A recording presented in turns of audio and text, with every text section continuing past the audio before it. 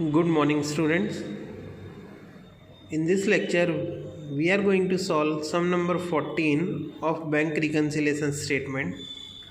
Let us see the sum. Cash book of Paresh shows bank balance of rupees 10,000 on 31/3/2015. This balance does not tally with the bank balance as per passbook. From the following information, prepare bank reconciliation statement, bank reconciliation for March 2015. So here it is, sum number 14, bank reconciliation statement of Paresh March 2015. Friends, they have given us bank balance as per cash book.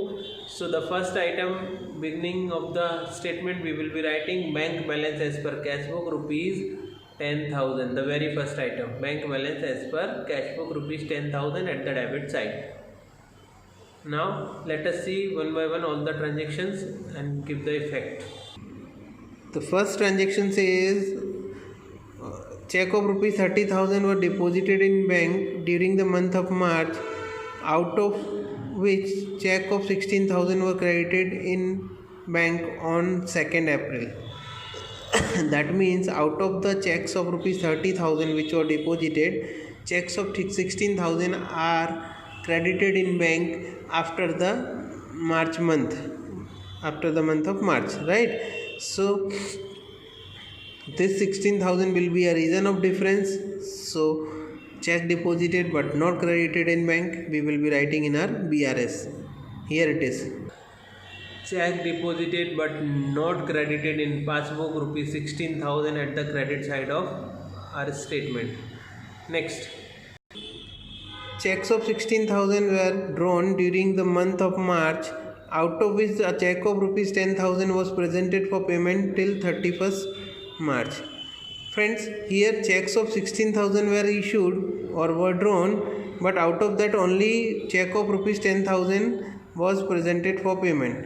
That means the remaining amounts check, that is 16,000 minus 10,000, 6,000 rupees checks are not presented for payment. So we will be debiting this in our bank reconciliation statement. So here it is, second number, checks drawn but not presented for payment rupees 6,000, debit column rupees 6,000. Okay, next,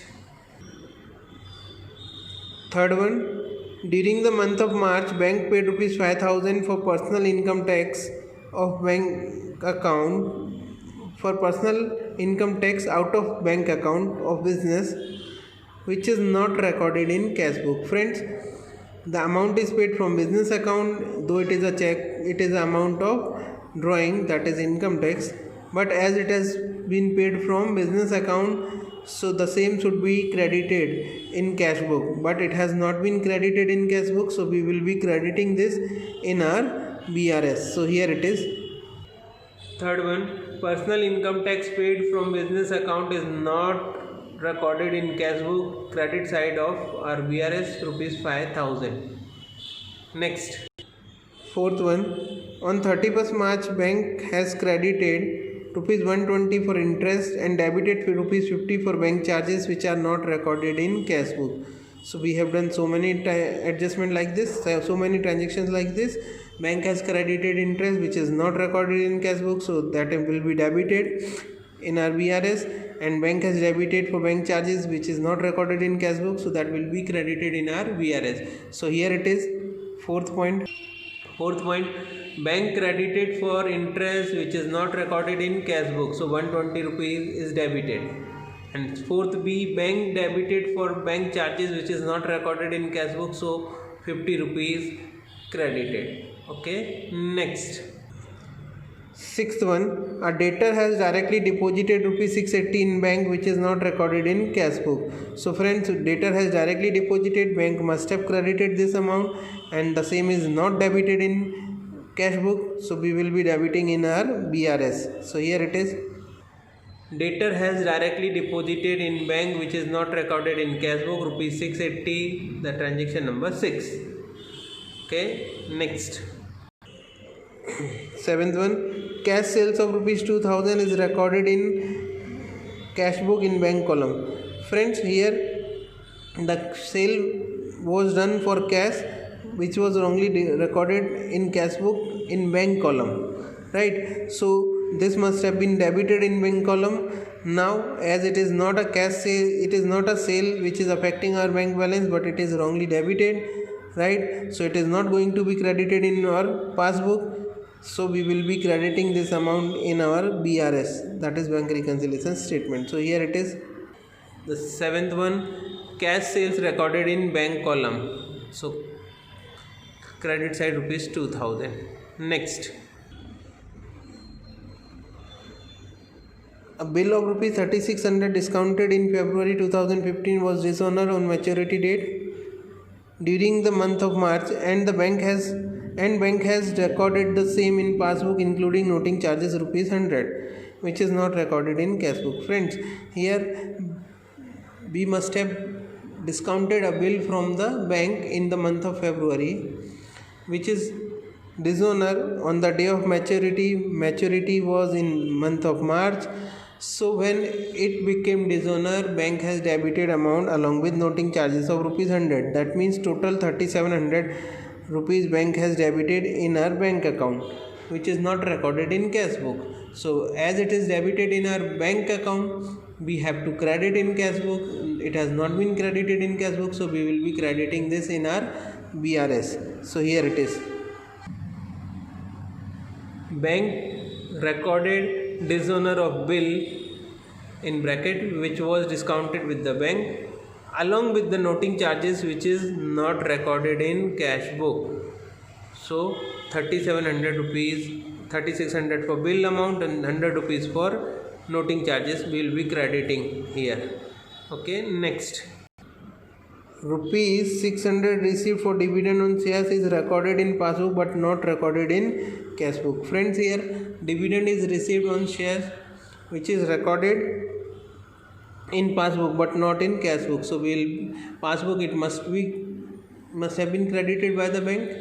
We will be debiting the same in our BRS. So here it is.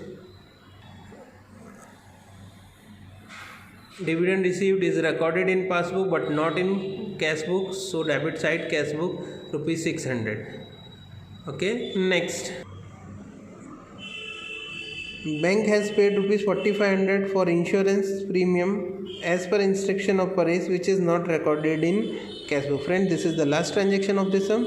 Now bank has paid rupees 4500 for insurance premium, so bank must have debited this amount. This is not recorded in cash book, so this is supposed to be this is supposed to be credited in cash book. Now we will be crediting this in our BRS. So here it is. Bank paid 10 number, bank paid insurance premium which is not recorded in cash book rupees 4500 at the credit side. So here our sum comes to an end.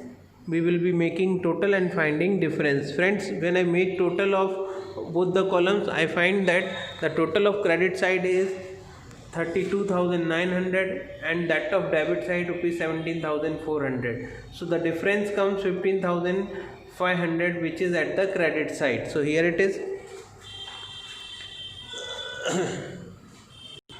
The total of credit side is more, so the difference will come at the debit side. So here it is. Both the column we will write 32,900 and the deficit is at the debit side, so 15,500 will be the difference at the debit side. Now we have started with cash book, so this is the balance as per passbook. Now as it is debit balance as per passbook, we know very well debit balance as per passbook means bank overdraft. So bank overdraft as per passbook 15,500.